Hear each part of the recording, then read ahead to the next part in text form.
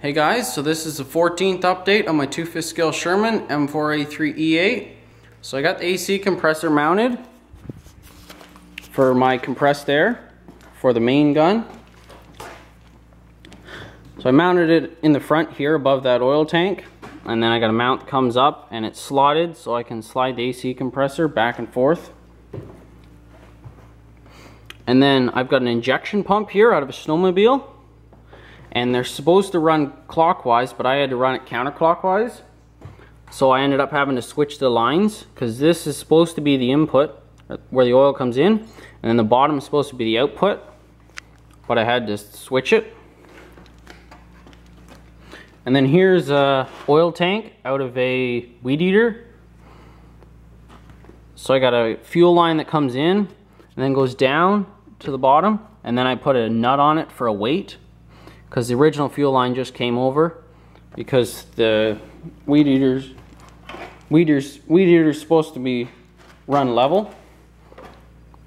And then I ran a brake line, just a piece of brake line down, and then into the bottom of the injection pump, and then out from the injection pump to the intake on the AC compressor, because Freon has oil in it and air doesn't have any lubricating properties.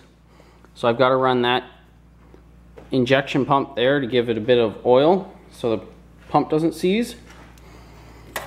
And then the injection pump only kicks on when the AC compressor kicks on, because there's an electromagnetic clutch here, and the injection pump's connected to the compressor shaft, if you can see.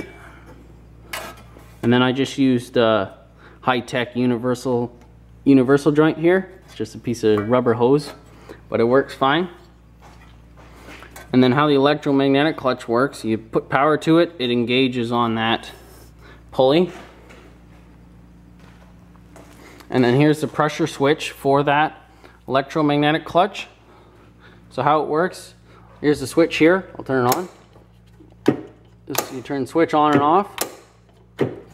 And then when you turn the switch on, it'll send power to this pressure switch, and then the pressure switch waits until, or no, it kicks on until 100 psi, then it kicks off and waits till it gets down to 85 psi, and then kicks on again.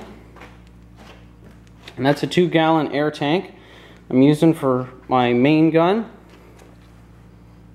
And then I got a piece of copper hose that goes from that AC compressor output over to the tank here, and I got to put in a check valve, a one-way valve, because what happens is if you wait a while, the air all runs out the intake on the AC compressor, so you lose a bunch of air. And I got a video on YouTube showing the compressor testing. I'll probably put a link in the description to the compressor test. I filled up a tire with it.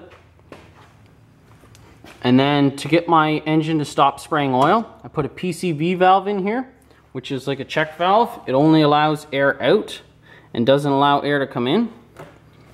And all engines have a PCV valve, and that's to stop the oil from spraying out.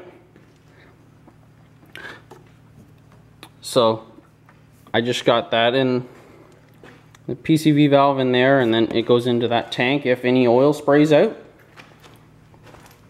The muffler, I just mounted it temporary. I had to move it because I put the compressor over there. And I'm gonna modify that muffler and remount it after I get the hull design, because I have to have the exhaust go around the inside of the upper hull. So I'll probably end up going up, over, and then out. It'd be complicated. So I got some plywood, bought some plywood today, so I'm starting on the upper hull. This is 1/2 inch, making it all out of 1/2 inch plywood with 2x2 wood around the outside to try and save some weight, and it's cheaper that way. So that's it for this update.